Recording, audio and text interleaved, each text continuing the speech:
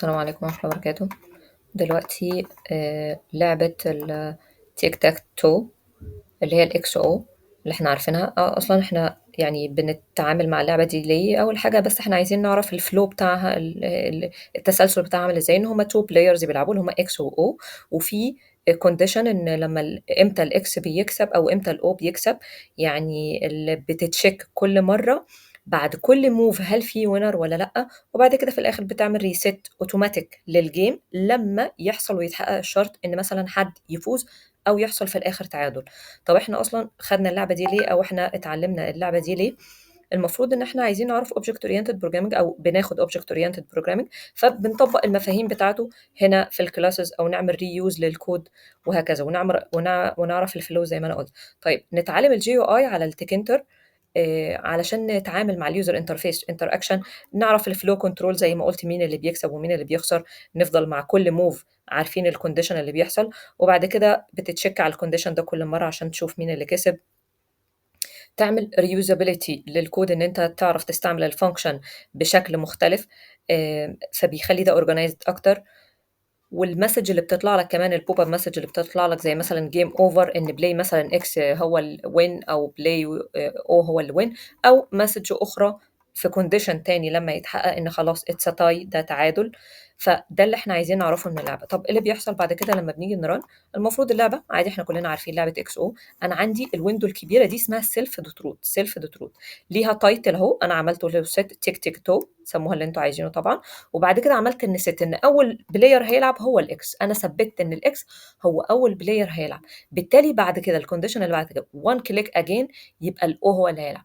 بالتالي اللي بعدها فده كده محفوظ، الاو دلوقتي كده محفوظ، فلما اجي كليك وان كليكايه كمان يبقى بعدها الاكس هو اللي هيلعب، وهكذا. اوكي، مش هتقفل الا لما حد يكسب.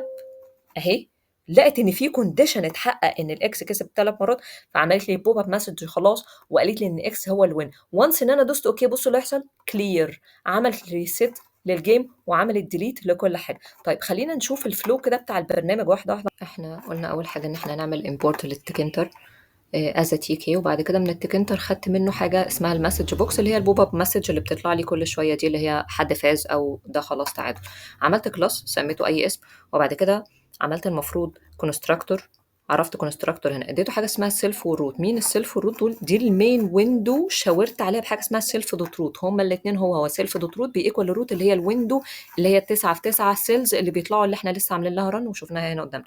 عملت لها التايتل زي ما قلنا، وقلت ان الكرنت بلاير سيلف، الكرنت بلاير اللي فيها دلوقتي هو الاكس، فمعنى كده ان اول كليكايه هتبقى للاكس. وقلت له انه سيلف دوت بورد، البورد بتاعتها مكونه من 9 سيل، 9 خانات، يعني عملت مصفوفه فاضيه مكونه من 9 خانات، وفيها مصفوفه من البوتونز برضو فاضيه.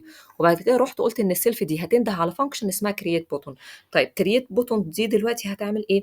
المفروض ان هي هتروح تمشي على فور لوب في الرينج من 1 ل 9، من 1 ل 9 المفروض. في كل مره عايزاها تكريت لي بوتون، تي كي دوت بوتون، يعني تي كي اللي هو جاي من التكنتر اللي فوق ده هيكريت لي بوتون كل مره. البوتون ده هيبقى فيه ايه؟ اول حاجه في السيلف دوت روت، يعني البوتون نفسه التكست بتاعه فاضي، انا مش عايزه اكتب على البوتون اي حاجه. الفونت هيبقى اريال 20 او اي نوع خط انتوا عايزينه، بالتالي لما اجي بكتب اكس او او بتتكتب بالخط ده. الويدث بتاعه بتاع البوتون 5 والهاي بتاعه 2، ممكن نغير فيه عادي على حسب السايز اللي احنا عايزينه. وبعد كده الحته المهمه، ندهت على كوماند اسمه لامدا.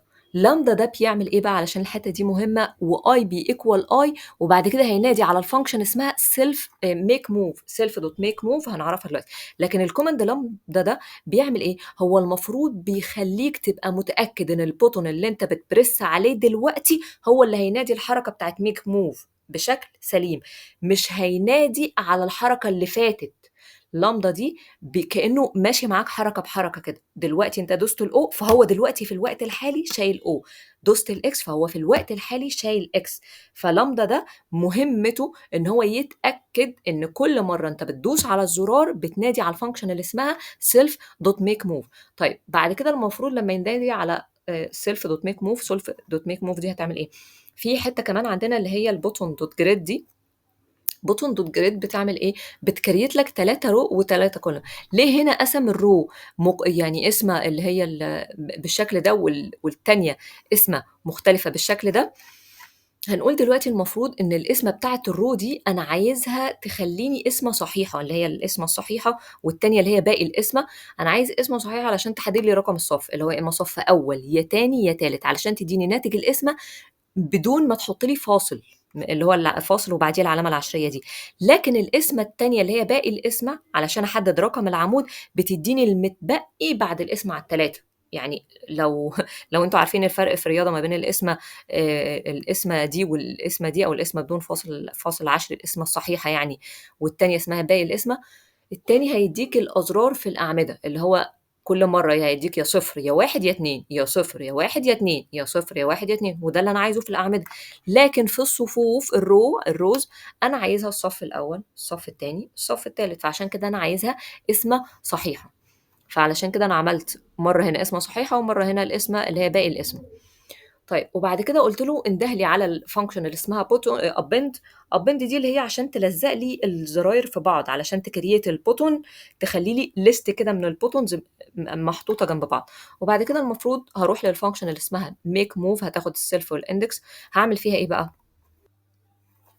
أول حاجة بتاخد condition بنقول فيه اللي هو لو الself dot board إن هو فاضي وما ناداش لسه للfunction اللي هي بتcheck الwinner دي، يعني لسه ما فيش فايز عندي، فاعمل إيه المفروض؟ يعني لسه فاضي، هو كده مستني إن هو ياخد مني index الcurrent player.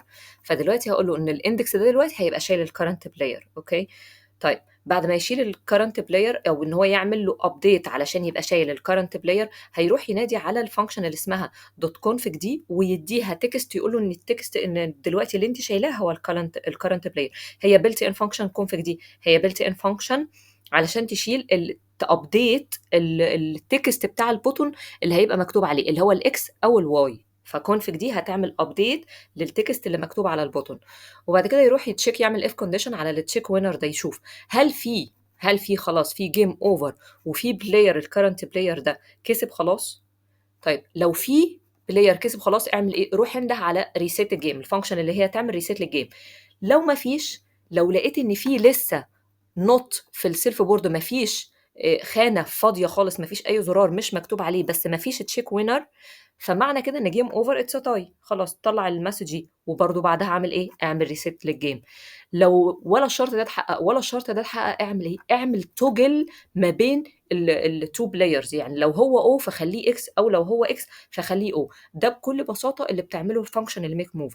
طب نروح للfunction اللي بعدها الcheck winner. يبقى تاني إحنا أول function عندنا أنا عرفت بس class، وبعد كده هاكريت الbuttons، إحنا عرفنا بنكريتها إزاي. هاروح للfunction اللي بعدها اللي هي make move. تالت function اللي هي هتcheck الwinner. باعمل check للwinner إزاي المفروض؟ أول حاجة إن أنا باعملها باعمل condition، الcondition ده اللي هو إيه؟ أنا عرفت له مصفوفة array كده، مين الwinners فيه. إحنا الXO عارفين يا إما بتعمل 3 بالعرض، أو 3 بالطول، أو 2 اللي هو القطرين، يعني اللي هو بالورب، مرة يمين ومرة شمال. فهنا باقول له دلوقتي كده باعمل for loop، وهاعرّف فيه يعني loop هياخد variables A وB وC علشان أعمل combination ما بين الناس اللي هتكسب. فأنا هاقول له لو A، يعني أنا هاقول له هنا دلوقتي لو الvalue في الA أو الB أو الC لو هُم زي بعض ومش empty ومش فاضيين، إن هُم مش فاضيين، رجّع true، غير كده رجّع false. معنى كده إن هي، أنا خلّي بالكم هنا اللي في الcondition دي أنا عرّفت له أهي، عرّفت له الcondition بالطول وبالعرض والاتنين اللي بالورق، وبعد كده عرّفت له ال3 variables، وقُلت له لو ال3 دول مش فاضيين معنى كده رجّع true، حقق الfunction اللي هي check winner. هاروح بعدها للfunction اللي هي بتعمل reset للgame عشان تفضّي كل حاجة. reset للgame دي هتفضّي كل حاجة بس مش أكتر من كده، وترجّع إن الcurrent player تاني هو للX. وفي آخر حاجة خالص هاروح أنده على الmain علشان يروح يدخل من الentry point بتاعته اللي هي التكنتر بتاعته، ويفضل يعيد، يعني يفضل يلف في اللوب ويعمل reset للجيم وهكذا. ده بكل بساطة الفانكشن كلها، يعني الجيم كلها بتعمل ايه بكل بساطة. طيب كنوع من الأسئلة اللي ممكن يجي لك، أنا ممكن أقول لك مثلا سيلف بورد دي بتعمل ايه؟ سيلف بورد دي بتعمل ايه؟ هي بتكيب تراك انه بوتون دلوقتي معمول له كليك. يعني سيلف بورد دي ان هي بتخلي بالها انه بوتون دلوقتي حصل له كليك، خلي بالكم. طيب الفانكشن، ممكن مثلا اقول لك الفانكشن بتاعه تشيك وينر دي ممكن ترجع ترو امتى؟ هترجع ترو امتى؟ لما يحصل ان في وينر، لما يبقى في وينر وبعد كده اللي هيحصل بعد كده أنا قُلت هنreset الجيم. طيب ممكن أقول لك سؤال زي إيه تاني، ممكن أقول لك إيه الfunction مثلًا اللي ممكن أو الجيم بتswitch إمتى ما بين الX وما بين الY مثلًا، إزاي بتswitch عن طريق أنهي function؟ إحنا قُلنا عن طريق مثلًا function اللي اسمها self current player علشان أcheck الcurrent player دلوقتي إيه. ممكن أقول لك كمان سؤال زي إيه اللي هيحصل لو كل الأماكن اتملت وما فيش winner، إيه اللي هيحصل؟ It's a tie، بقى تعادل خلاص. ممكن أسألك سؤال إيه اللمبادة، لامدا سوري اللامدا بتعمل إيه، أو الcondition اللي هو لامدا I equal I بينده على الfunction اللي اسمها make move ده بيعمل إيه؟ أنا قُلت إن هو بيensure إن البوتون إن البوتون ده هو اللي حصل له check دلوقتي to ensure each button إن هو اتعمل له press في الوقت الحالي مش الpress اللي فاتت. ممكن سؤال آخر ممكن أقول لك الfunction بننده على أنهي function عشان نreset الجيم بكل بساطة. ممكن أقول لك الgrid باستعمل أنهي method علشان أحط على أو مثلًا الbutton dot grid اللي هي فيها الrow والcolumn اللي أنا شرحتها دي، ممكن أقول لك بنعملها إزاي، بنحط فيها الfunction الarrays إزاي. ممكن أقول لك قُل لي الwinning condition مثلًا، بنعمل الpredefined للcondition إزاي. ده شكل الأسئلة اللي ممكن ييجي على ال النوع ده أو الclass ده أو الsection ده، تمام؟ فركّزوا في الأسئلة هيبقى MCQ مش أكتر، ركّزوا هيبقى سهل جدًا إن شاء الله، بس من فضلكم راجعوا الsolid وراجعوا الmulti-threading، راجعوه كويس وراجعوا ال2 videos اللي أنا يعني الفيديو اللي فات اللي أنا رفعته والفيديو ده، وبإذن الله بالتوفيق إن شاء الله. شكرًا، سلام